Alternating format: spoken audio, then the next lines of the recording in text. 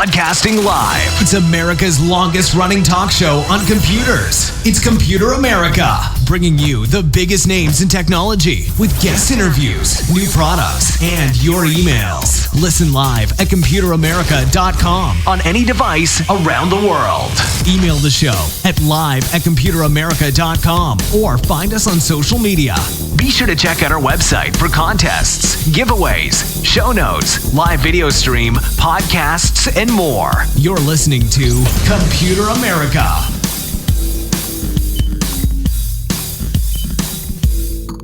Hello and welcome everyone into the Computer America Show. We are the nation's longest running, nationally syndicated radio talk show on computers and technology turned podcast. Everyone, welcome into the program. I hope you're doing well and you are ready for the show today. Before we get started, computeramerica.com. That's where you'll find everything, including past shows, future shows, show notes, articles, reviews, social media links, and of course the live video stream. All that and more, computeramerica.com. That's all you need to remember for today's show. Today on the program, we are doing computer and technology news. And ladies and gentlemen, we have a lot of great stories just for you. Yeah, that's right. We handpicked them just for you.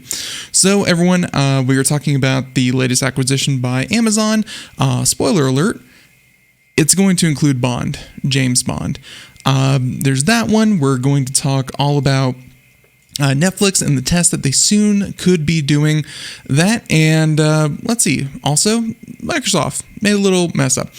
So everyone, thank you for tuning in to the program. Let's go ahead and get started with computer and technology news brought to you by Computer America. Here we go.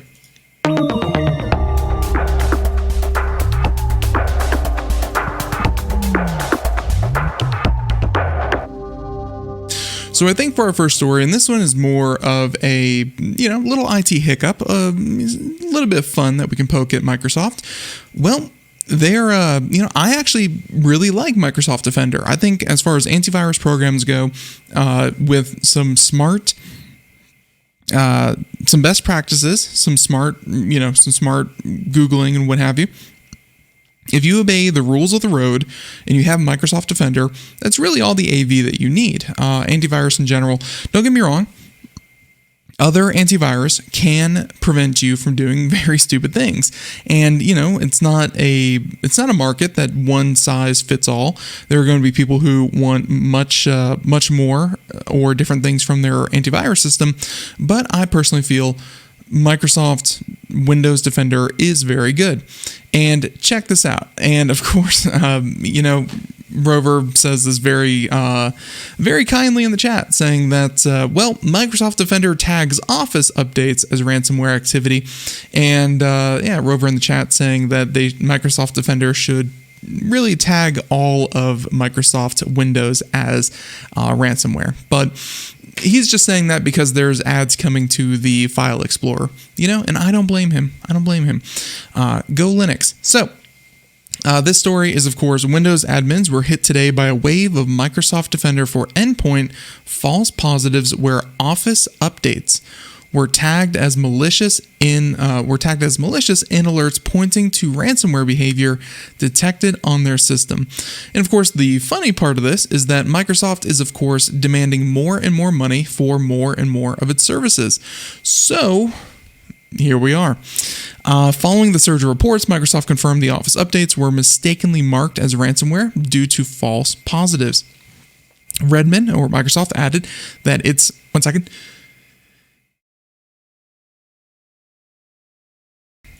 Oh my God, I live. Sorry about that. But Redmond added that its engineers updated CloudLogic to prevent future alerts from showing up and remove the previous false positives. And there you go. Admins may have seen the erroneous alerts had a title of ransomware behavior detected on file system, and the alerts were triggered on Office SVC Manager.exe. There you go. They found that a recently deployed update with service components that detected ransomware alerts introduced a code that was causing alerts to be triggered with no issue was present. We deployed a code update to correct the problem and assure that no new alerts will be sent. There you go. So obviously, what is the code alert and what was actually done?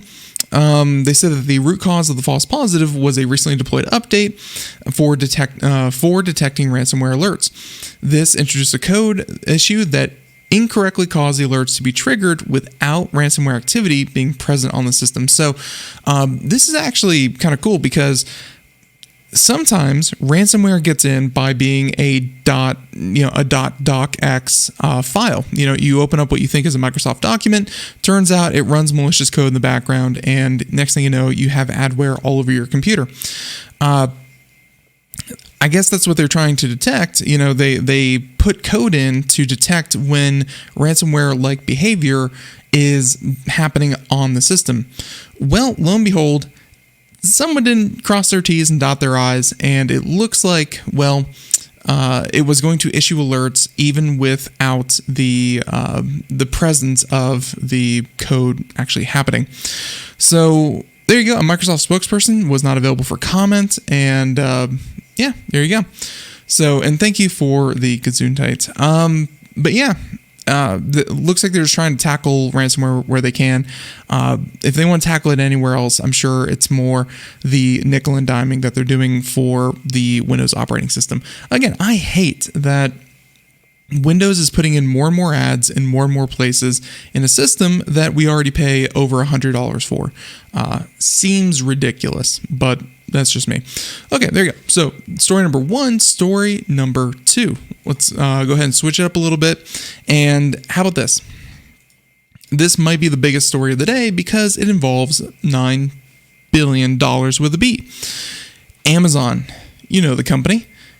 The European Commission approved the $8.5 billion deal, and the FTC hasn't challenged it in court. There you go. So that pretty much clears the way for Amazon to purchase MGM Studios. That's right. The storied, nearly century-old studio with more than 4,000 films, 17,000 TV episodes, 180 Academy Awards, and 100 Emmy Awards will complement Prime Video and Amazon Studio work in delivering a diverse offering of entertainment choices to customers. The $8.45 billion deal was announced in May 2021, and honestly, this has been a golden age for these large mega corporations to acquire new companies.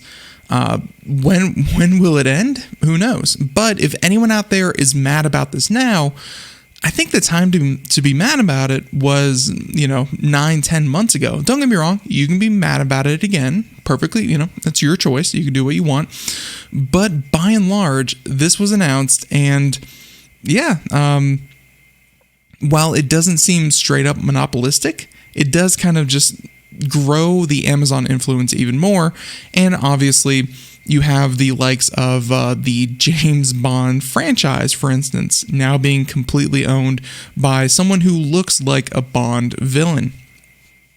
The European Commission approved the Amazon MGM merger on Tuesday, saying it determined that the purchase would not significantly reduce competition. Among other things, the overlaps between Amazon and MGM are limited, which is like saying, okay, so my point here is that let's say you have this giant blanket and you throw it over, let's say, whatever surface. You throw the blanket over. Amazon is this massive, massive blanket that covers 90% of the surface area. MGM is this little handkerchief that may cover 2%. Every couple of years they come out with a new Bond movie and they make a couple $100 million. But by and large, MGM, the studio, not as relevant as it used to be. So by comparing the two, they may cover two separate fields. So the overlap between the massive blanket and the handkerchief, fairly small. But when you stitch the handkerchief onto the massive blanket, it just kind of grows from 90% blanket to 91% blanket instead of 90% blanket and 1% handkerchief. It's that kind of thing that's going to lead us to something that we really don't want, which is, that blanket's too big to get rid of. Everything is attached to it. Stuff like that. So while, MGM isn't going to, make or break the field of movie making in movie studios, and while Amazon isn't exactly in the same competitive business, it just kind of grows the influence that is Amazon, especially into the field of, they've been making great strides with their streaming service, with TV shows. They've been throwing billions of dollars at making films and such. This just further consolidates the market and puts Amazon firmly between producing content and publishing content, because now they are both the producer and the publisher. Overall, I feel this is bad. This specific deal, not really going to change much. That's honestly my thoughts on it. Amazon pointing out that MGM's catalog also includes Rocky, Creed, Thelma and Louise, The Silence of the Lambs, The Magnificent Seven, and Raging Bull. When it announced the purchase last year, Amazon promised greater access to MGM content and said that the real financial value behind the deal is the treasure trove of IP in the deep catalog that we plan to reimagine and develop together with MGM's team. So there you go. It's a big merger. It's the second biggest merger behind the Whole Foods acquisition that they did back in 2017. But by and large, MGM, again, is not what it used to be. And aside from Bond, it's, Rocky, I guess. They had, Creed, obviously, was a fairly successful movie. But a lot of these IPs are from the 80s and before. I guess it was a good deal, but it's not going to affect the field, but it does further grow Amazon. And I feel like that's the problem. So anyways, story number 2, there you have it. The deal should be allowed to go as, as planned. Let's cover this one. This one might be big as well, where Netflix, already struggling, trying to get people to pay and keep their subscriptions and reduce customer churn, Netflix will start testing a fee for customers who share their passwords with people outside of their households. So this test, if I'm not mistaken, is going to start in Chile, Costa Rica, and Peru. So not the United States just yet. The company will later evaluate whether to bring it to other markets, namely the US and Europe. Netflix wants you to stop sharing your password with friends, and it's undertaking a new effort to try to stop you. It will launch a test directed at cracking down on password sharing outside of a user's household. They said that, quote, "We've always made it easy for people who live together to share their Netflix account, with features like separate profiles and multiple streams in our standard and premium plans. While these have been hugely popular, they have also created some confusion about when and how Netflix can be shared. As a result, accounts are being shared between households, impacting our ability to invest in great TV and films," which you can read as, we are making less money. Feel bad for us. Which I don't, but here we are. So once again, the test will happen in Costa Rica, Peru, and Chile, and through the test, Netflix will start letting standard and premium plan customers add accounts for up to 2 people who don't live in the house for an extra charge. These extra members will have their own profiles, much like you would now, except instead of, the profiles being on the same account, they would be special accounts that you can tack on to a household. The fee will be about $3 in Chile, $3 in Costa Rica, and $2 in Peru. Netflix knows that this is cheaper than the secondary users get their own accounts. So they're still trying to keep people on the accounts, but with cheaper secondary accounts that could be tacked on to the first. They will also let basic, standard, and premium plan customers allow people sharing their accounts to transfer their profile to a new account or an extra member sub-account. When moving over, they'll keep everything that they've already set up on Netflix. And I'm much with the chat on this one. If you pay for 4 streams, and let's say I only use 2 and I want to have my parents logged in on another device, that's not technically in my household, but I still watch it sometimes because, let's imagine the crazy world where you actually go visit friends or family. it seems ridiculous that I can't watch my service that I pay for outside of my own home. That seems ridiculous. So Netflix prohibits password sharing in its terms and conditions, but it has been lax while enforcing the policy over the years. In 2016, the company even said it was fine with users sharing their passwords as long as they didn't sell them. In recent years, though, Netflix has taken greater action on the practice. So obviously, the cost of getting your own Netflix account, very expensive. The cost of adding a sub account, quote unquote, may be the preferred option. But how many people are going to see the extra attempt to snag a couple of extra bucks as just another reason to cancel the subscription service altogether? Now, that is to say, Netflix is still, by and large, the biggest streaming platform out there. They are the most profitable, but they also spend some of the most money on new programming. If Netflix does it, other people do it. And Netflix, their hands are kind of tied because they've tried this before where Netflix has tried introducing ads into its streams. And the blowback is so massive. Netflix with ads will not exist. Like, that is what the customers are telling Netflix.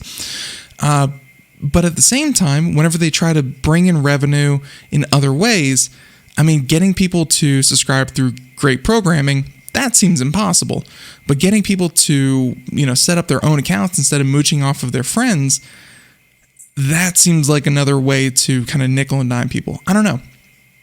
It's very hard to say how Netflix, stays profitable in all of this. But yeah, adding extra barriers or extra hoops for your customers to jump through is a very tricky line to toe. So we'll have to wait and see, but there you go. Okay. So there's Netflix. Story number 3, story number 4. Let's go ahead and let's do this one about the Chinese Telecom, which should be fairly quick. And then we have 2 Apple stories. And this may interest you about Apple. But first, this may not be, completely in your market. Well, Chinese Telecom, like it's literally called China Telecom, must stop providing services in America within 60 days. Officials said that the Chinese government control of the company gave it the opportunity to, quote, to access, store, disrupt, or misroute U.S. communications. And this follows the legislation that you can look at with Huawei, would be a big one, and a couple of other telecommunication, antenna 5G network kind of deal, companies that produce the infrastructure for communication. China's been banned from that as well. National security is always the concern.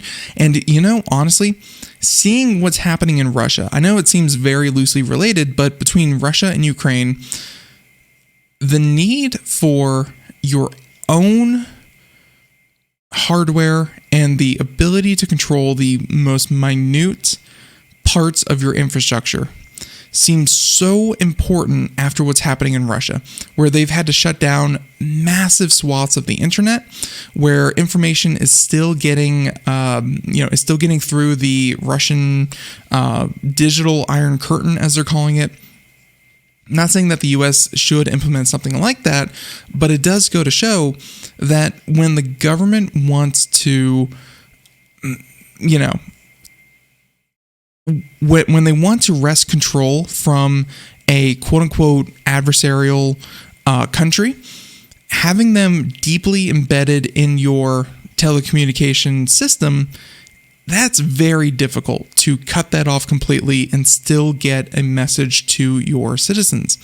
So they are doing exactly that. And I will say, China in particular, going back to the matter at hand, they don't let a company get this large, and this one is large. They had hundreds of millions of customers in 110 countries around the world.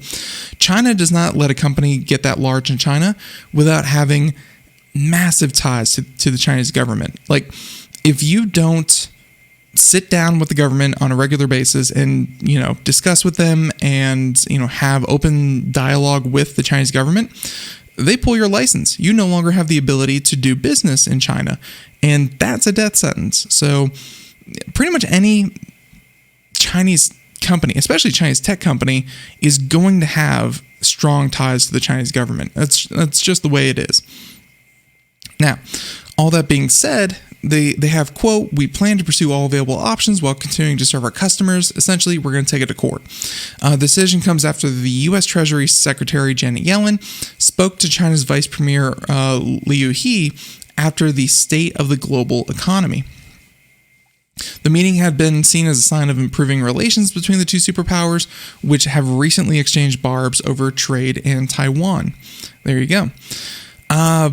Yep, it said that the company was highly likely to be forced, and this is why they're really getting ousted. It said that the company was, quote, "highly likely to be forced to comply with Chinese government's request without independent judicial oversight." And by that, they mean the Chinese government, and this is why TikTok had to go through everything that it went through, by selling, it was like ByteDance had to sell it off to a third-party company that's now, hosted elsewhere, overseas, multinational corporation, a whole mess. China Telecom has to give over any records that the Chinese government asks for. If they want call logs, if they want connections, if they want communications of particular people or companies, China Telecom has to give it over. They don't sit there. It's not like Apple where they argue and take it to court and they fight it and all that kind of thing. No, the Chinese government demands it. The company gives it. That's really the end of that conversation. They said that, and by the way, again, there's no court that oversees that. It's just request given. That's just how it is. Last year, the FCC designated Huawei and ZTE as threats to communication networks, making it harder for U.S. firms to buy equipment from them.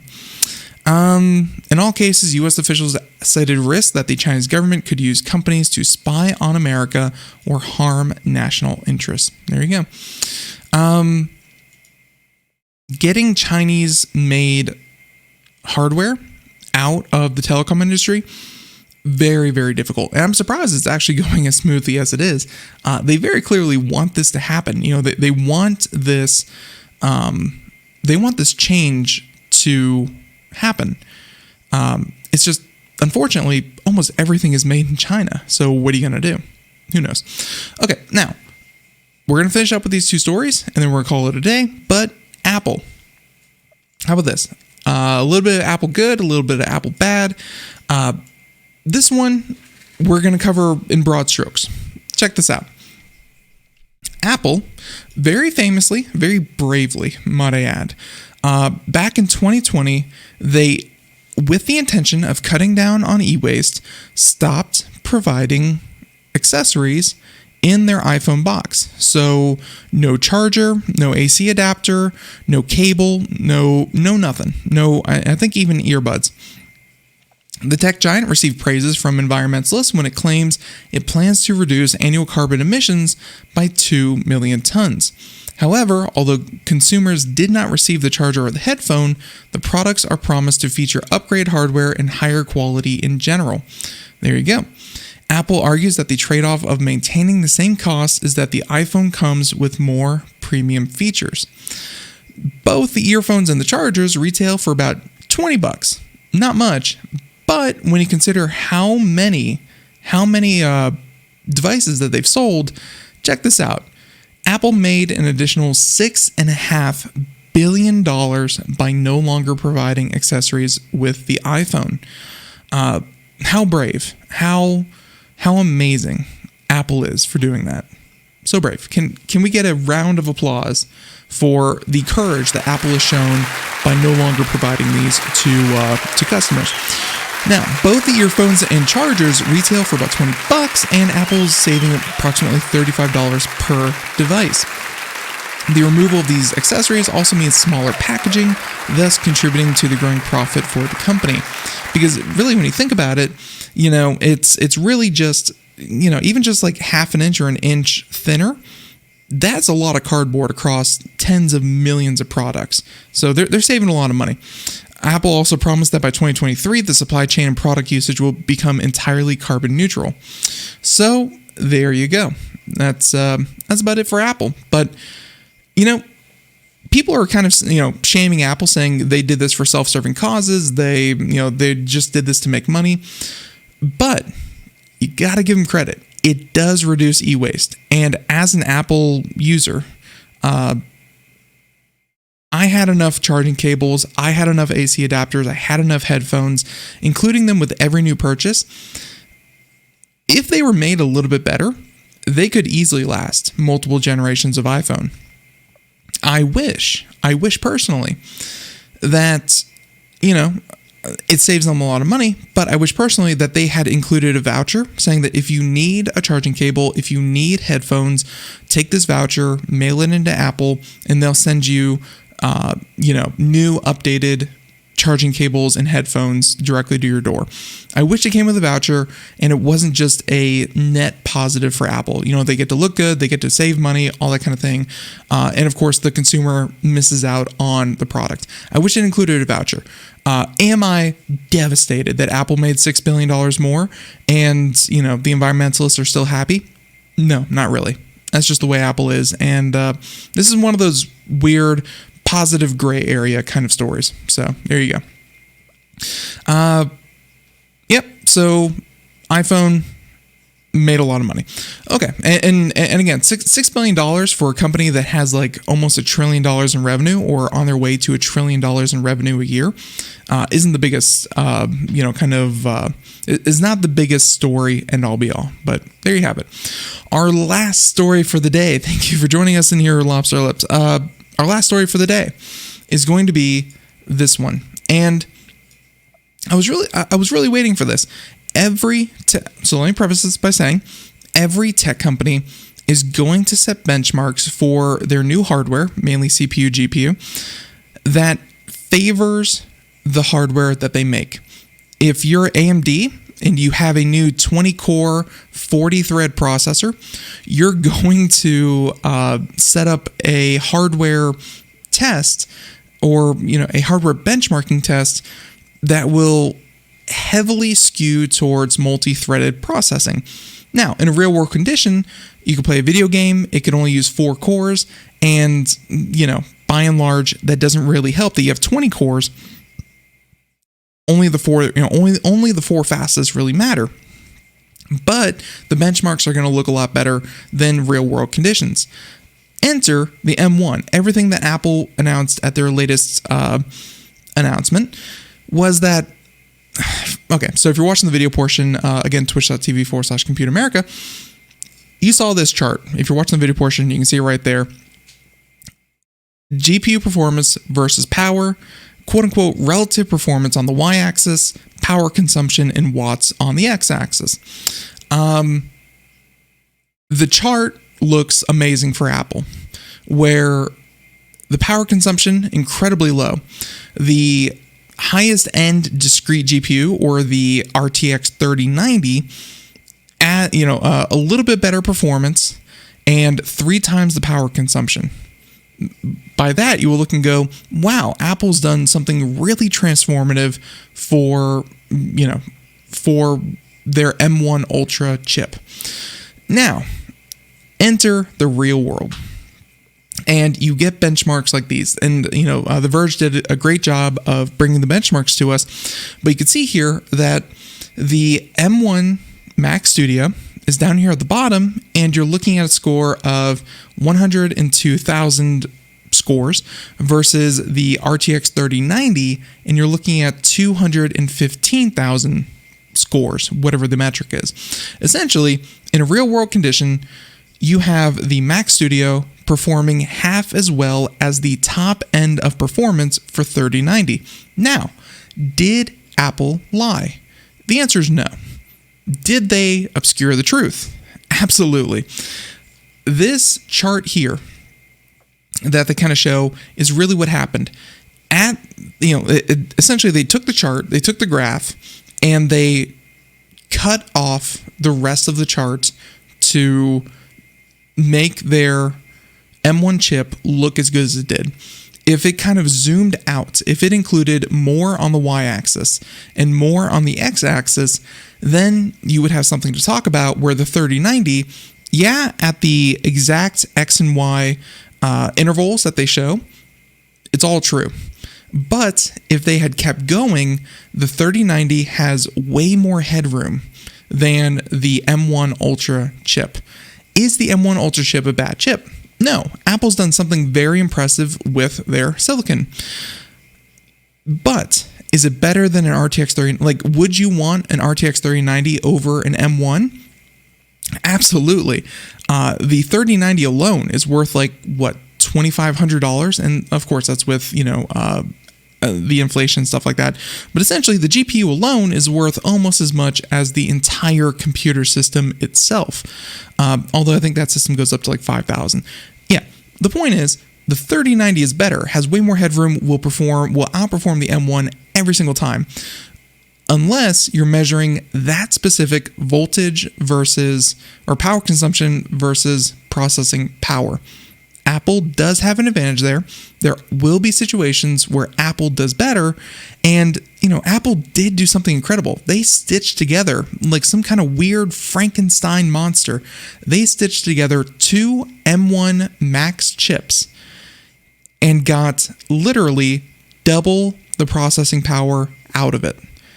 That's incredible. No one else can do that. Trust me, if NVIDIA could do that themselves, if they could just take 2 of their chips, glue them together, and get 200% performance out of that new singular chip, they would do that every single time. Apple actually managed to do it. But it's not a complete overhaul of computers as we know it. So there you go. Those charts were really something to, really made me sit up, because we watched it live on stream, and it was incredible seeing what they were able to do. But they were slightly misleading. So take everything you see with a grain of salt. That is why third-party benchmarks are always superior to first-party, because first-party, it's just known, they're going to be biased. And if they're not biased, then the third-party benchmarks are going to show the same thing that the first-party do. But there you have it, everyone. That's about all we have here for today. I want to thank you so much for tuning into the program. I apologize for not keeping the podcast under 30 minutes, but we hope you had fun either way. Everyone, thank you for tuning in to the Computer America Show. Be back tomorrow. We have, of course, Ralph Bond. If you want to check him out, he's always fun. And we have some more. And of course, next week we have some guests that we're already getting lined up. And until next time, have a great day. Thank you so much. Thank you for tuning into Computer America. Once again, computeramerica.com. Check us out. Until next time, have a great day. Bye-bye.